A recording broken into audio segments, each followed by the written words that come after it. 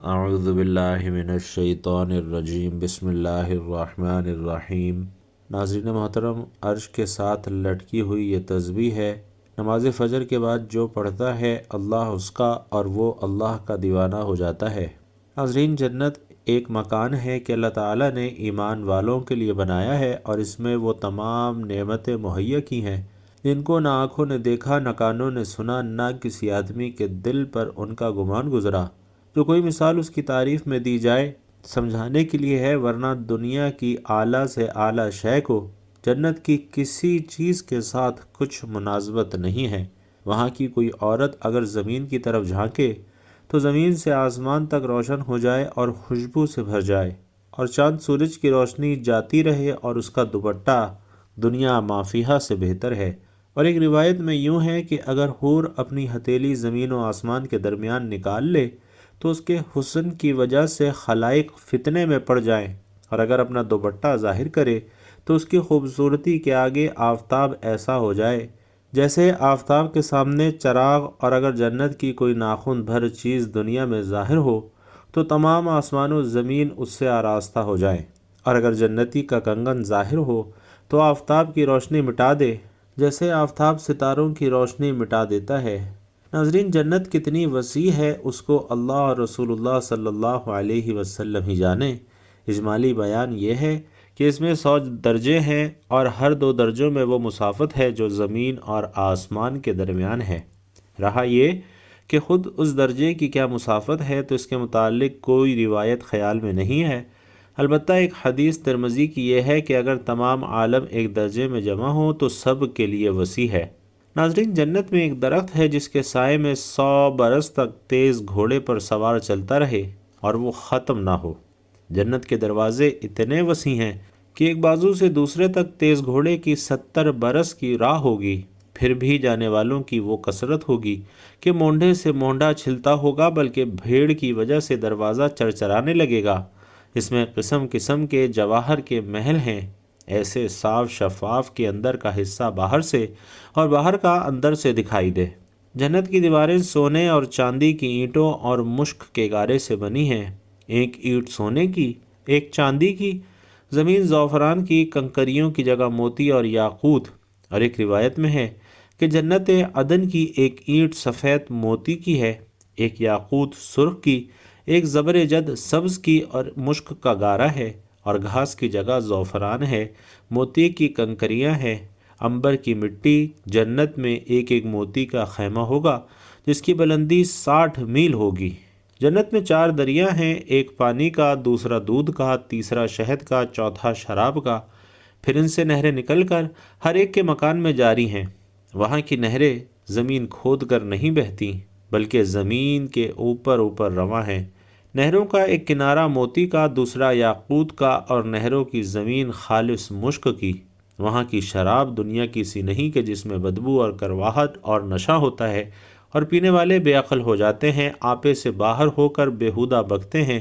وہ پاک شراب ان سب باتوں سے پاک اور منزہ ہے۔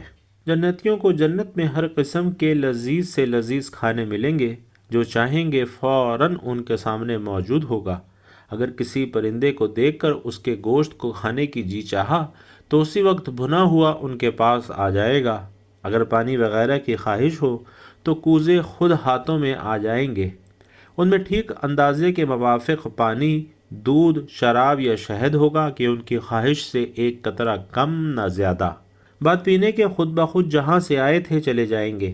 وہاں نجاست، گندگی، پاخانہ، پیشاب، تھوک، رینٹ، کان کا میل، بدن کا میل اصلاً نہ ہوں گے۔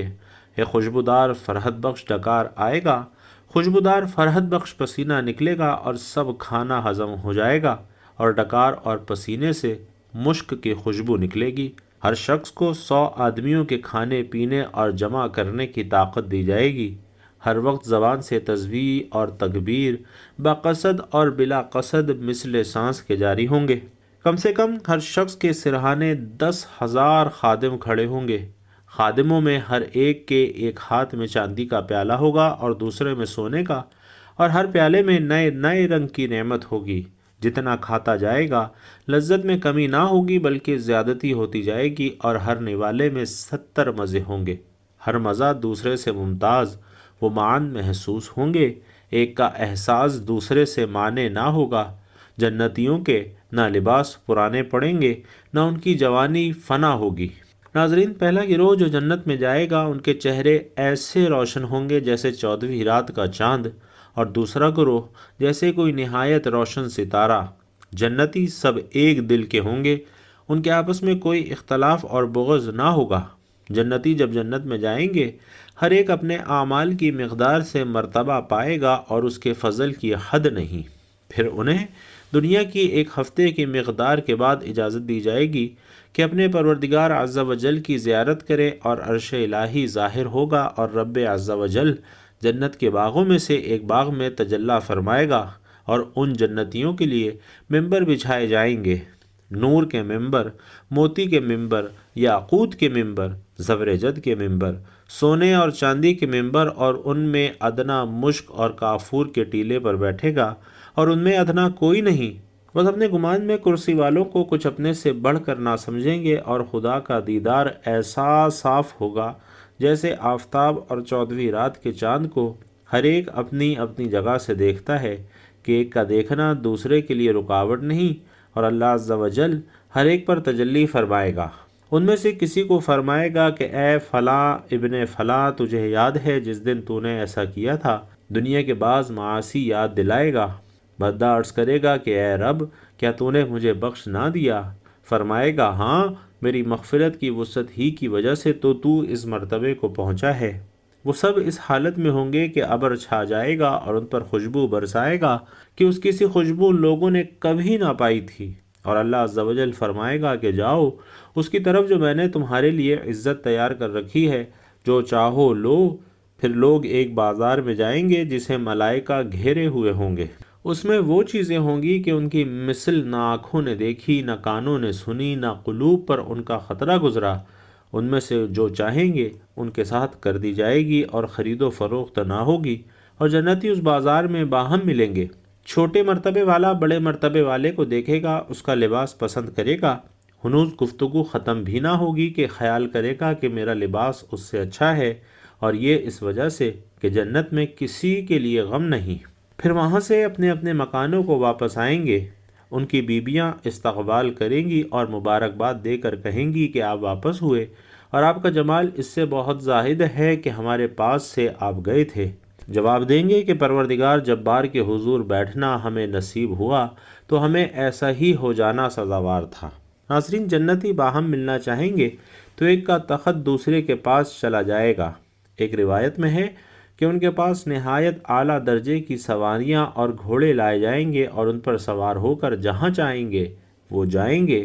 سب سے کم درجے کا جو جنتی ہے، اس کے باغات اور بیویاں اور نعیم و خدام اور تخت 1000 برس کی مسافت تک ہوں گے، اور ان میں عز و جل کے نزدیک سب سے معزز وہ ہے جو اللہ تعالیٰ کے وجہ کریم کے دیدار سے ہر صبح شام مشرف ہوگا۔ جب جنتی جنت میں جا لیں گے تو اللہ عز و جل ان سے فرمائے گا کہ کچھ اور چاہتے ہو جو تم کو دوں؟ وہ عرض کریں گے کہ تو نے ہمارے منہ روشن کیے، جنت میں داخل کیا، جہنم سے نجات دی۔ اس وقت پردہ مخلوق پر تھا، اٹھ جائے گا تو دیدار الہی سے بڑھ کر انہیں کوئی چیز نہ ملی ہوگی۔ لوگ کہتے ہیں کہ ہمارا رب ہمارے دلوں میں رہتا ہے، اور کچھ لوگوں کا یہ بھی کہنا ہے کہ دل خدا کا گھر ہوتا ہے۔ یہ بات بھی بہت سنی ہے کہ جس دل میں ایمان ہو اس میں ہمارا رب بھی ہوگا، مگر جو دل ایمان کی روشنی سے محروم ہو، سوچئے اس میں خالق کیسے آ سکتا ہے۔ مجموعی طور پر جب ہم یہ کہتے ہیں کہ اللہ تعالیٰ ہمارے دلوں میں رہتا ہے تو اس کا مطلب یہ ہے کہ وہ ہماری نیت، ہمارے ارادوں اور ہماری خواہشات کو دیکھتا ہے۔ جن لوگوں کی نیتیں اور ارادے اچھے ہوں، ان کے دلوں میں نیک تمنائیں ہوں، ان دلوں کو اللہ رب العزت پسند فرماتا ہے، اور بندے کے اتنے قریب ہونے کو ہی اس بات سے تعبیر کیا گیا ہے کہ اس کے دل میں رب کا ڈیرا یا خالق کا بسیرا ہوتا ہے۔ مگر ناظرین، یہاں ایک اور سوال بھی اہل ایمان کو پریشان کرتا ہے، اور وہ یہ کہ ایک بات تو ثابت ہو گئی کہ اچھے انسان کے دل میں اللہ تعالیٰ ہوتا ہے۔ اگر یہ سچ ہے تو پھر جس دل میں ہمارا رب رہتا ہے، اس دل کو تو نہایت صاف ستھرا اور پاکیزہ ہونا چاہیے۔ لیکن یہ کتنی عجیب اور حیرت انگیز بات ہے کہ اتنی بڑی اور عظیم الشان ہستی کسی بھی عام انسان کے دل میں آ جائے اور گوشت کے اس ننھے منھے سے دڑکتے لوتھڑے میں نہایت آرام اور آسانی کے ساتھ سما جائے۔ یہ سچ ہے کہ وہ بڑی قدرت والا ہے، ہر چیز پر قادر ہے، جو چاہے کر سکتا ہے، اس کی عظیم ہستی سے سب کچھ ممکن ہے۔ مگر یہاں ایک سوال ذہنوں میں یہ ابھرتا ہے کہ کیا ہم اپنے اس عظیم اور بے مثال مہمان کا شایان شان استقبال کرنے کے قابل بھی ہیں یا نہیں؟ کیا ہم اپنے دل میں آنے والے اس مہمان کے احترام میں اپنے دل کو پاک صاف بھی کرتے ہیں یا نہیں؟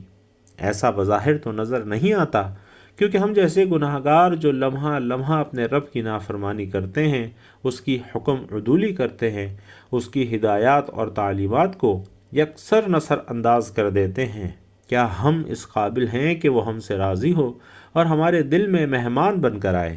ناظرین، سوچیں تو ایسا ممکن نہیں ہے، اور ایسا اس لیے کہ پہلے آنے والی مقدس ہستی کی حیثیت اور شان کے مطابق مہمان خانے یعنی دل کی مکمل تطہیر ہونی چاہیے۔ لیکن جس دل میں گناہ سے پیار اور دنیا سے رغبت ہو، وہ دل اللہ کا مسکن کیسے بن سکتا ہے؟ کیا ہمارے دل اس قابل ہیں کہ ان میں وہ ذات پاک مہمان بن سکے؟ ہم دنیا میں دیکھتے ہیں کہ جب ہمارے گھر یا دفتر میں کوئی مہمان آ رہا ہوتا ہے تو ہم اس کے مرتبے اور شان کے اعتبار سے اس جگہ کی خوب اچھی طرح صفائی ستھرائی کرتے ہیں، وہاں گندگی کا ذرہ بھی باقی نہیں چھوڑتے، اس جگہ کو سجاتے ہیں، سنوارتے ہیں اور ہر طرح سے اس قابل کرتے ہیں کہ اس جگہ بیٹھ کر آنے والا مہمان خوشی اور راحت محسوس کرے۔ دنیا میں ہم اپنے گھر آنے والی شخصیت کے مقام اور مرتبے کے اعتبار سے اور اس کے ساتھ دلی وابستگی کے اعتبار سے ہی اس مقام کی خوب اچھی طرح صفائی کرواتے ہیں جہاں اپنے معزز مہمان کو بٹھانا ہوتا ہے۔ لیکن بھائیوں اور بہنوں، جب باری تعالیٰ آپ کا مہمان ہو تو کیا آپ نے اس کی صفائی ستھرائی کا اہتمام، اس کے شایان شان کیا ہے؟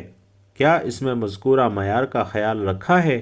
ایسے میں تو ہر اہل ایمان کو چاہیے کہ وہ اپنے خالق و مالک کا شکر ادا کرے اور اس کا احسان مانے کہ وہ اس کے دل میں اس کا مہمان بننے کا اعزاز مرحمت فرما رہا ہے، اور اس کے بعد اپنے دل اور اپنی روح کا اچھی طرح سے تزکیہ کرے، کیونکہ جو ہستی اس دل میں جاگزی ہوگی اس کی شان اور احترام کا تقاضا ہے کہ اسے بالکل پاک اور صاف کیا جائے، اس میں سے ہر طرح کی خرابی، ہر طرح کا نقص، ہر طرح کی غلاظت اور ہر طرح کی گندگی کو نکال کر باہر پھینک دیا جائے۔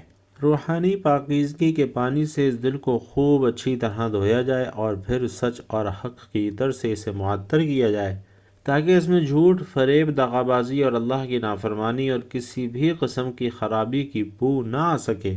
اس کے بعد ہی یہ دل اس قابل ہو سکے گا کہ اس میں ہم سب کا خالق، ہماری جانوں کا اور ہمارے مالوں کا مالک قیام کر سکے۔ انسان کا دل اللہ کا گھر ہے جس میں اللہ اپنی مرضی سے رہتا بستا ہے، لیکن انسان کے دل کو اللہ کا گھر ہونے کا شرف اسی وقت ملتا ہے جب اس دل کے اندر اللہ کا ذکر بس جائے اور یہ دل عشق رسول صلی اللہ علیہ وسلم سے جگمگا اٹھے، ایسا روشن اور منور ہو جائے کہ پھر اللہ کے سوا کچھ اور نظر ہی نہ آئے، دلوں میں ہمہ وقت اللہ کی یاد اور اس کا ذکر ہو اور اس میں رسول کریم صلی اللہ علیہ وسلم کی محبت بسی ہو۔ اور ناظرین، اس لیے اہل ایمان پر لازم ہو جاتا ہے کہ وہ اللہ کو اپنے دل کا مہمان بنانے کے لیے اپنے دل کو مسلسل صاف رکھے اور اپنے گناہوں سے مسلسل توبہ کرتا رہے اور اپنے دل کو بالکل پاک اور صاف کر لے، تاکہ یہ دل اللہ کے قیام کے شایان نشان ہو جائے۔ لیکن شیطان ہمیں راستے سے بھٹکانے کی ہر ممکن کوشش کرتا ہے، اس کی ہمیشہ یہ کوشش رہتی ہے کہ کسی بھی بندے کو اللہ کے قریب نہ جانے دے۔ اس لیے جب کوئی بندہ اللہ کا ہونا چاہتا ہے تو شیطان انسان کی بیجا خواہشات اور اس کے نفس کو استعمال کرتے ہوئے دنیا کو حسین بنا کر اس کے سامنے پیش کر دیتا ہے، جس کے نتیجے میں گناہ اور برائی سے جو نفرت مومن کے دل میں ہونی چاہیے تھی وہ ختم کرنے کی کوشش کرتا ہے۔ تو بھائیوں اور بہنوں، یہ بات ضرور یاد رکھیں کہ جب تک بندہ گناہ کرنا نہیں چھوڑتا، اللہ کا قرب حاصل نہیں کر سکتا۔ ساتھ ہی ساتھ ناظرین، عرش کے ساتھ لٹکی ہوئی تسبیح اور جنت کے درختوں کے پتوں پر لکھے جانے والی یہ تسبیح پڑھنے والا ہر دن کوئی نہ کوئی معجزہ ضرور دیکھتا ہے۔ ناظرین، ایسی تسبیح جو عرش کے ساتھ لٹکی ہوئی ہے، جو بندہ اس تسبیح کو روزانہ پڑھتا ہے وہ اللہ کے سب سے پیارے بندوں میں شامل ہو جاتا ہے۔ اللہ پاک اپنے ان بندوں سے بے حد پیار کرتا ہے۔ اللہ پاک اپنے ان بندوں پر اپنی رحمتوں کو نچھاور کرتا ہے اور دنیا کی ہر چیز ان سے پیار کرنے لگتی ہے۔ اس تسبیح کو پڑھنے والا ہر دن اللہ تعالیٰ سے اپنی حاجات، اپنی خواہشات ضرور پوری کرواتا ہے، یعنی وہ اپنے ہر معاملے میں اللہ پاک کی مدد پاتا ہے۔ یہ تسبیح جو جنت کے درختوں کے پتوں پر جنتی حوروں کے پروں پر لکھی ہے وہ تسبیح ہے لا الہ الا اللہ محمد الرسول اللہ، اور جو شخص لا الہ الا اللہ محمد الرسول اللہ کا ورد کرے گا تو وہ اللہ تعالیٰ کا سب سے پیارا بندہ ہوگا۔ تو ناظرین، یہ تسبیح کسی بھی وقت چلتے پھرتے پڑھ لیں۔ اگر آپ نے اللہ کو خوش کرنا ہے، اللہ کو راضی کرنا ہے، اللہ سے اپنی ہر بات منوانی ہے تو اس تسبیح کو اپنی زندگی کا حصہ بنا لیں، کیونکہ اللہ تعالیٰ اپنے ان بندوں سے بہت زیادہ محبت کرتا ہے جو اللہ تعالیٰ کے نبی سے محبت کرتے ہیں۔ تو بھائیوں اور بہنوں، اگر آپ بھی اللہ کے رسول سے پیار کرتے ہیں تو آپ بھی یہ تسبیح لا الہ الا اللہ محمد الرسول اللہ لازمی پڑھیں۔ انشاءاللہ یہ تسبیح آپ کے گھر میں خوشیاں لائے گی، برکتیں لائے گی۔ یہ تسبیح آپ کے گھر سے پریشانیوں کو اور بے برکتی کو باہر نکال پھینکے گی۔ اللہ تعالی ہم سب کو بھی اپنے نبی کے پیاروں میں شامل کرے۔ کلمہ طیبہ لا الہ الا اللہ محمد الرسول اللہ کے بہت سارے مبارک نام ہیں۔ کلمہ توحید بھی ہے، کلمہ اخلاص بھی ہے، کلمہ احسان بھی کہا جاتا ہے اور اسے کلمۃ التقوی بھی کہتے ہیں۔ اس مبارک کلمے کا ایک نام کلمہ ثابتہ یعنی ثابت شدہ کلمہ، پکا کلمہ، نہ مٹنے والا کلمہ، ہمیشہ رہنے والا کلمہ بھی ہے۔ اور اللہ تعالیٰ نے ایک ایسی مثال بیان فرمائی ہے کہ پاکیزہ بات کی، جیسے پاکیزہ درخت کی جس جڑ قائم اور شاخے آسمان میں ہر وقت اپنا پھل دیتا ہے اپنے رب کے حکم سے۔ حضرت ابن عباس رضی اللہ تعالیٰ عنہ فرماتے ہیں کہ اس آیت مبارکہ میں پاکیزہ بات سے مراد لا الہ الا اللہ محمد الرسول اللہ ہے، یعنی کلمہ طیبہ وہ پاکیزہ درخت ہے کہ جس کی جڑیں مسلمان کے دل میں ہیں، اس کی شاخیں یعنی مسلمان کی نیکیاں آسمان تک پہنچتی ہیں۔ دوسرے درخت تو ایسے ہیں جو سال میں ایک مرتبہ یا 2 مرتبہ پھل دیتے ہیں، مگر کلمہ طیبہ وہ پاکیزہ کلمہ ہے جو اپنے پڑھنے والے کو ہر لمحے تازہ پھل دیتا ہے۔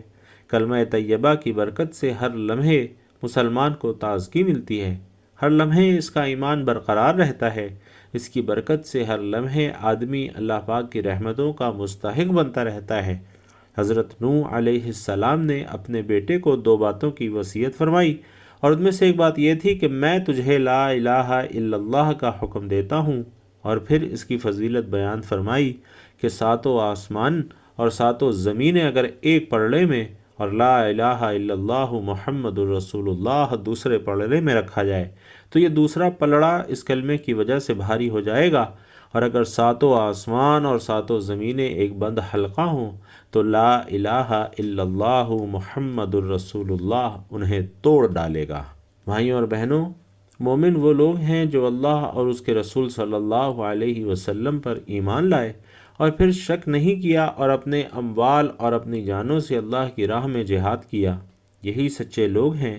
اس طرح ایک حدیث شریف میں آتا ہے کہ نبی کریم صلی اللہ علیہ وسلم نے فرمایا کہ جس نے یہ گواہی دی کہ اللہ کے سوا کوئی معبود نہیں اور میں یعنی محمد اللہ کا رسول ہوں اور پھر اس گواہی میں شک نہیں کیا تو وہ شخص جنت میں داخل ہوگا۔